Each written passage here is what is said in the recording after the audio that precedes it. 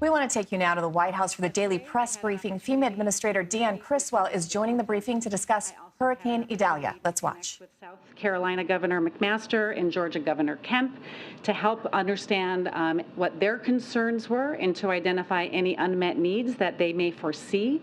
And we'll remain in close contact with all of them in the hours and the days to come as Hurricane Idalia makes landfall and moves across these states. As the president said to Governor DeSantis in his own conversations yesterday, FEMA and the entire federal family are activated to support the people of Florida. The president also quickly approved an emergency declaration in advance of the storm in Florida, turning on the many tools that are available at my disposal to provide the governor any support or resources he may need in advance of landfall and then after. This allows me to pre-stage people, equipment, and resources in Florida, Georgia, and the Carolinas, and I have done just that. We have pre-positioned different types of resources across all 3 states to include several incident management assistance teams, our urban search and rescue teams, our disaster survivor assistance teams, and they are all ready to pivot to the most impacted areas immediately after the storm passes. We also have warehouses filled with commodities like food, water, blankets, and medical supplies that are ready to rapidly move into the impacted area at the state's request. But we are not in this alone. We have an entire federal family that is postured to support.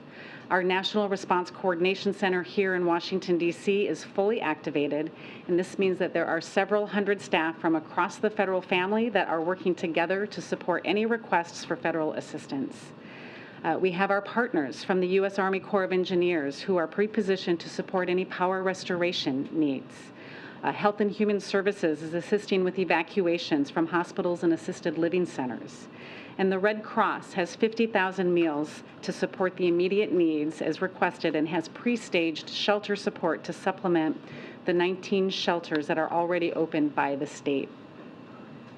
And this is a really important point that I want to talk about next. It's on preparedness. And again, I really ask for all of your help to help me ensure the people in the storm's path get this message. While we are engaged with our states to prepare for the path of this storm, it's critical that the people that are in the path of this storm are also prepared. And I know that the people of Florida are no stranger to storms, and I encourage all Floridians to take this storm seriously. This storm is very strong and is expected to strengthen to a major hurricane by the time it makes landfall due to high surface temperatures in the Gulf of Mexico.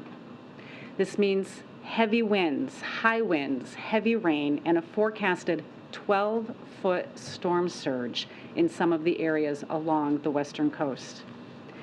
This storm surge, this is one of the highest risk parts of a hurricane and is especially problematic along the west coast of Florida due to the underwater geography.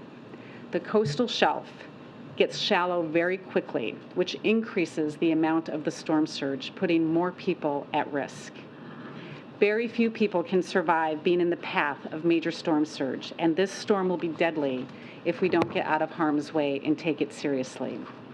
So I ask all Floridians to be vigilant and heed the warnings of your local officials. Have a plan to communicate with your family and your loved ones. Charge your cell phones, your batteries, any devices that you may have, and ensure that you are receiving emergency alerts. And most important, please listen to the warnings of local officials. If they tell you to evacuate, please do so immediately. And remember, you don't have to evacuate far. If you are in a storm surge warning area, it could mean just traveling 10 or 20 miles to get out of the most significant impact areas. It does not mean having to travel hundreds of miles to get out of the storm's path. And finally, we are all in this together. I ask that you check on your neighbors, especially those who are older adults, people living with disabilities, or may need additional assistance. But before I close, I want to provide an update on another topic that has been widely reported in recent days and asked by many of you, FEMA's Disaster Relief Fund, which as of this morning has a balance of $3.4 billion. So today, I am directing the implementation of immediate needs funding.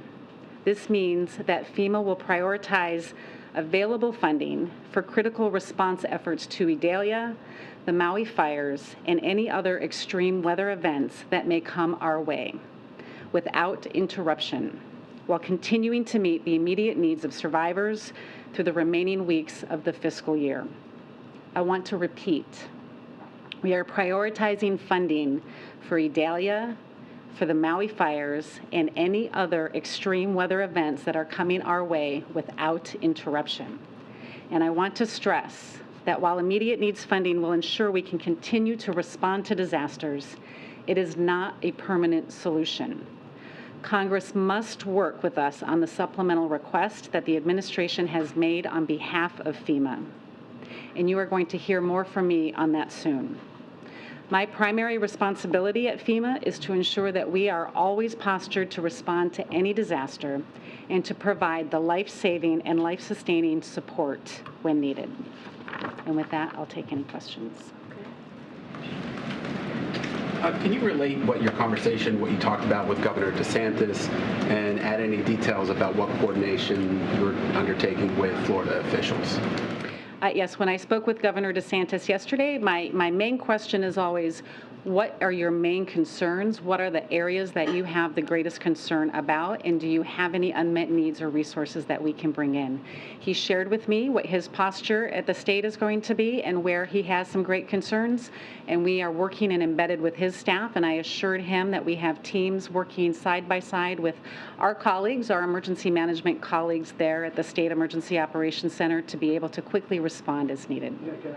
Following up real quick, what were those concerns that he had at that time? He shared with me the concern, again, about people taking this seriously and being able to evacuate as a result of the storm surge.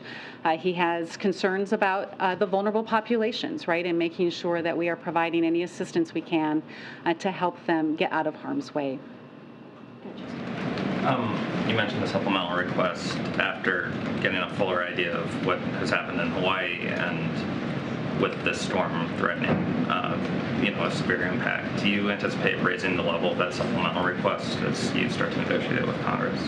Right now, the supplemental request that we have put in is $12 billion, and that will be a bridge to get us through the end of the fiscal year. If we continue to see more storms, we're going to continuously monitor very closely the health of the Disaster Relief Fund to determine what more may be needed. But right now, as the situation stands, the supplemental request will get us through the end of this fiscal year. In some places, there is frustration with institutions and authorities. We've seen that in the wake of some other disasters. Do you have concern about people taking the warnings from public officials, acting on them? And when we saw with Hurricane Ian, there was a plan, again, the forecast indicated it was going in one place, it went farther south, and some people did not get out of the way. So my question is, given what we don't know, are you concerned that there is any wariness, mistrust, or fatigue about listening to officials in times of crisis like this? I think the important thing to look at, and when we look at Hurricane Ian, is it's not just the path of the hurricane that we need to be concerned about. We have to be communicating what the entire risk is, and the significant risk and the highest risk for loss of life is storm surge. And that storm surge right now shows impacts all along the western coast. And so I encourage people, and I really appreciate your help in getting that message out, that it's not just the path of the storm, and it will continue to change, but look at all of the risks that are associated with this storm surge being the most life-threatening, not just where the path is going to go or where the eye of the storm is going to make landfall. And in terms of the credibility of authorities, do you sense that there is any erosion of that at a time when you're trying to get that message out? I don't have any indications that there are. I think that what we are seeing right now in Florida is people are heeding their advice of local officials, and people are moving out of harm's way. Thank you. I want to go back to Hurricane Ian. When Hurricane Ian hit, you had many communities of color. You also had poor communities complaining that they were not prioritized during this time, and so they didn't get necessary the relief that they wanted, and they felt like they were kind of put on the back burner. Many of these areas are in places that are more physically vulnerable. What is your message to those who have that concern that there may be a repeat in their community? Yeah, so during Hurricane Ian, we had a large amount of people that were impacted by that storm, and we had teams of personnel that went out into communities across the state. And as we heard of stories of maybe pockets of people that we had missed, we immediately sent our teams out into those areas to ensure that they were getting registered for assistance, and we were bringing all of the resources that are available. And so what I would say is, if you hear about groups of individuals in parts of the state that after the storm passes are in of need and they aren't getting that, let me know. I will send my teams out to those areas to make sure that they're getting all of the assistance that they're eligible for and that they need. John? Thanks a lot. FEMA, of course, has been dealing with the aftermath of the wildfires in Maui, and now you're preparing for a very powerful hurricane hitting Florida's southwest coast. To what extent is FEMA overextended or stretched too thin in dealing with these two natural disasters? We are certainly postured and have the staff that are available to support multiple large events at the same time. We do have several open recovery disasters that we can pull some personnel from if we needed to extend or increase the amount of personnel we have. We also have a very layered approach, right? We can also reach out into all members of the Department of Homeland Security through what we call the surge capacity force for individuals that have volunteered to support during a disaster. And so I'm confident right now that with these two storms that we're currently dealing with in Maui and this one, or even another one to come, that we have enough personnel to go in and support these immediate life-saving efforts. Last question, Alex. You mentioned just extreme weather that we've seen all summer from Hawaii, storms in Southern California. Is this in your view the new normal? Just summers where we're seeing these kinds of events more frequently and maybe more intense events than before? What I can say is that we don't have a typical operational season like we've had in the past. We would normally prepare our staff to be on extra alert during the peak of hurricane season, which is where we find ourselves right now, but our operational tempo has been year-round. We started with atmospheric rivers in California in January, extreme tornadoes in the spring, to the wildfires, and now we are in peak hurricane season. And we have had an unprecedented number of disaster requests from governors because of the extreme weather that they're experiencing. This is our new normal. This is the operational tempo that we find ourselves in, and we have to continue to invest in mitigation and resilience to help these communities reduce the impact from these storms so we don't have such complicated recoveries afterward. All right. Thank you so much. Good luck. Thank you. Thank you so much.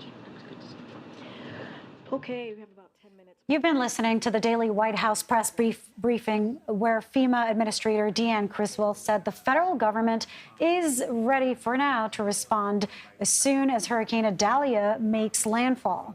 She's urging people to heed local warnings and prepare for the worst. She says it's the possible storm surge of up to 12 feet that could make this storm deadly. But Christina, one thing that stood out, I mean, the FEMA has been talking about and Criswell have been talking about the need to invest in resilience. They've said in the past that every dollar spent in resilience saves FEMA $6 in disaster response, and FEMA's running out of funds. Yeah, she said the request they have in, the supplemental request they have in for Congress is $12 billion. That will get them to the end of the fiscal year. The fiscal year, Lilia, is next month.